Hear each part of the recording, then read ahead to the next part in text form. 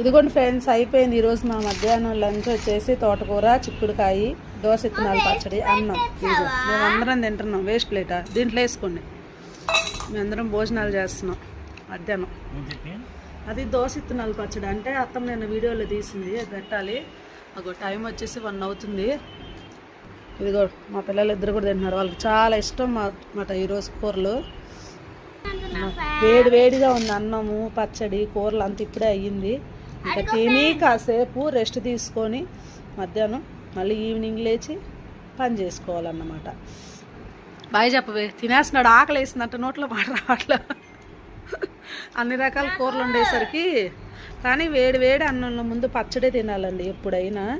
కానీ సూపర్ ఉంటుంది పచ్చడి. బాగుందా? బాగుందా?